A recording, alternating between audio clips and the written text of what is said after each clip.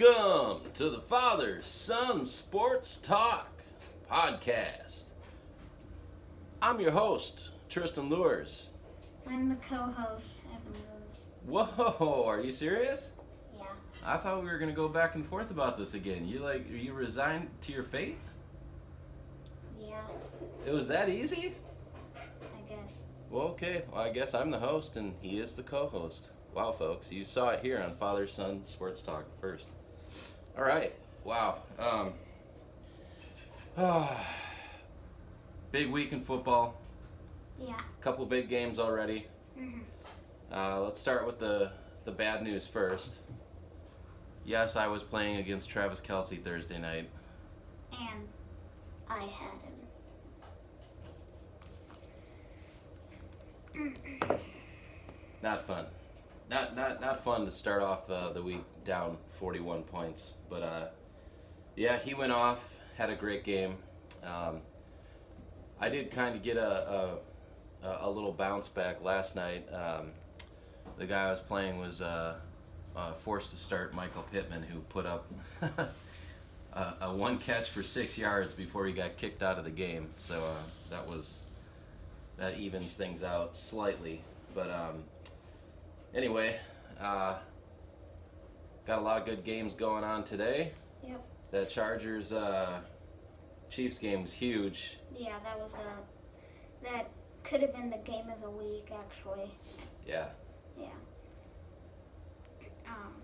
Can't believe like I said, we don't really cheer for the Chargers that much anymore. Kind of was on Thursday because, it's a big game. But I thought they had a good chance to pull it off and just once again couldn't get it done against the great Pat Mahomes and his crew of amazing offense. Yeah, Tyreek Hill and Kelsey basically just ended it for them. So, yeah. All right, so this week is running backs. Evan's been doing his analytics, running the numbers, picking the odds. He's come up with his list of top 10 running backs for the week, and then we're gonna watch some football. So probably a short and sweet podcast today. We'll do our picks of the week, but let's start it off with the running backs. My guess is number one on your list is gonna have something to do with the jersey that you're wearing right now. Okay, well, he's number two. Yeah. Okay, take it away. Okay, so for top 10 in running backs, coming in at number 10 is Ezekiel Elliott, and he has disappointed a lot, but he still has 810 rush yards. That's actually 7th among all the players in this list. He's also 7th in rush yards per game for all the people on this list with 62.3. He has 4.4 yards per attempt, that's 6th, and 8 touchdowns, which is tied for 5 in these top 10. So he still had a good year, but it still has been pretty disappointing, especially how we thought he was going to be at the beginning of the year. So yeah. And then somebody who actually surprised was James Conner. Wait a minute. Do I get to offer my opinion about putting Zeke in at 10? Yeah. Okay. I think it's fair. It's tough but fair. The 8 touchdowns, I might put him a little higher than 10th because of the touchdowns, but he's been running tough. 4.4 is pretty good yards per carry. He's been playing on a bad knee, I think it is. So he's been gutting it out. You know what I really like about Zeke this year? He's been blocking really good. Yeah, he has. You can't. It's hard to put that statistic in there, but he's picked up more than one blitzing linebacker or safety, whatever, for Dak this year. So okay, Zeke's at 10. That's cool. And you said you got Connor at 9. Yeah, I kind of wanted to put Connor at 10 when I looked back at the stats, but he is 10th in rush yards among all of these players. He's also 10th in rush yards per game, tied for 9th with yards per carry at 3.7. But the thing that basically made me keep him at number 9 was he has 14 touchdowns, and that's the second most in the league. He scored a ton of touchdowns. Yeah, he's running tough, and ever since Chase Edmonds went down, he's been carrying the load of the number 1 back there. Yeah, and he's been known as like just a power running back, but this year another thing that I forgot to include was he's been catching the ball pretty well too, so you gotta give him that edge also. Well, 14 touchdowns is impressive, especially since he has another tough running back in Arizona to deal with. Yeah. Kyler Murray. All right, that's cool. Yeah, and then Connor at 9. Even though Nick Chubb only played 10 games, he is 4th in rush yards. Or actually 5th in rush yards, but Derrick Henry obviously only played 8 games. So I can't include him really. And then it's a bummer. I might have still put him in my top 10. Well, I know. You know, we know that he's gonna miss the rest of the season, so he's only gonna play 8 games all season. He'll be back next year. And then 92.6 rush yards per game is 3rd, and yards per carry is at 5.5. That's 2nd. That's among Chubb? all players. Yeah. Chubb's running 92 a game? Yeah. Yeah. And then touchdowns, he's tied for 6th among all of these players with 6 touchdowns. That's the one weakness he has is like he hasn't been scoring a lot of touchdowns. Yeah, he's had a rough couple of weeks here too. Yeah. And then 7th is actually going to be Leonard Fournette. Lombardi Lenny. Love that guy this year. You're carrying my team, Lenny. He only has 778 rush yards and on 59.8 rush yards per game, but he has 4.5 yards per carry on 8 touchdowns. So, obviously in fantasy football, he has been very good the last few weeks. So. Yeah, and he's a big dude, and he's basically doing the work that Julian Edelman would be doing out in the flat catching the ball this year. He's having a fantastic year. Yeah, and especially like with Ronald Jones and Gio Bernard on that team, he's just basically kicked them to the running back 3 and 2. Like, they're barely even getting any carries because of how good he is. Like. Yeah, you got a guy who's 6'1", 240, 250, whatever he is. He's a huge dude, and he's out in the flat catching balls like that. There's just nothing a defense can do to game plan against that. He's having a really unique year. Yeah, and especially like he was really good in college and kind of expected to be he was kind of a bust in Jacksonville, just couldn't stay healthy, wasn't that great, and then now he comes to Tampa Bay and he's just on fire. So. Yeah, well, this is going to eventually devolve into a conversation about Tom Brady because he's still a number 1 pick. Jacksonville was not a good team for him to be in, and you look at Leonard Fournette and Mike Evans, who's an amazing wide receiver and a first-round type of guy too. Tom Brady strolls into Tampa Bay and boom, you got Leonard Fournette and Mike Evans, and Brady just knows how to make those guys max out their potential. So I love Leonard Fournette. I might even have him higher than where you put him, but it's a good pick. Yeah, Fournette's a great running back. He just needed to be on a good team, and now that he is on, probably the best team in football, he's been playing really well. You think? Yeah. You sure he doesn't want to go back to Jacksonville with Urban Meyer and the crew right now? Urban Meyer, who got fired. Urban fired. All right. Who's up next? Coming in at 6th, I have Antonio Gibson. And through 13 games this year, He has 836 rush yards on 64.3 rush yards per game. And 8 yards per attempt. That's way too much. 3.9 yards per attempt. And 5 touchdowns, which is basically his weakness, is those touchdowns. But McKissick hawked a lot of touchdowns from him earlier in the year. Yeah, he seems to be like McKissick is getting a lot of touchdowns, but Gibson is getting more of just the carries all the way down the field. Yeah, and then, I like it. This has been Gibson's breakout year. He's been really good. He's running tough. I wanted to draft him, but yeah. Najee Harris is my 5th. He has 873 rush yards, 67.2 rush yards per game, 3.7 yards per attempt, and 6 touchdowns. And then his receiving game is great as well. He's been really good this year. Yep, he's had a solid year. Yeah. But how did he do against the Vikings last week? Oh, he was doing really good. Did he? Yeah. He had a good game? He had like 2 touchdowns. Oh, that's right. Yeah.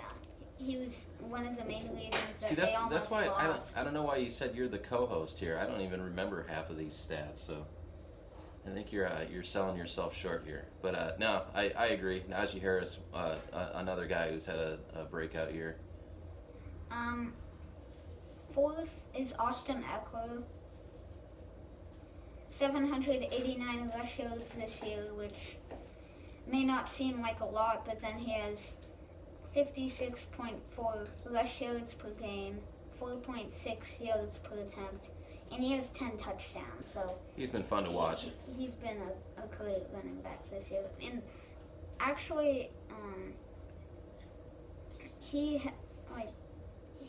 been averaging so many touchdowns. It's yeah, I mean, whether they're scheming the play up for him or he's finding his way through a crowd, he's been fun to watch this year. He's making it happen. Yeah. Fantastic year for Eckler. Yeah, I was kind of surprised that they put in Jackson and Kelly a lot, and in the Chiefs game, because it kind of seemed like maybe Eckler was hurt. He's banged up. Yeah, he wasn't getting a lot of touches after that first quarter, first half. Yeah, I see that too. He probably banged up because everybody's banged up at this point of the year, but coaches are also probably thinking about the 17-game season. Yeah. So. Yeah. Anyway. Which is good to think about because 17 games, they're gonna need them. Yeah. But this has been a solid year for Eckler. I like that pick. Yeah. Coming in at number 3 is Joe Mixon. 1,036 rush yards, 2nd in the league.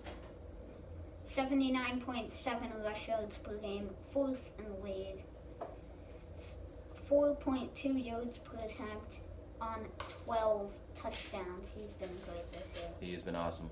Yeah. Did not see that one coming, actually. Yeah. I thought this would be one of those come-down years for him because he's been in the league for a while.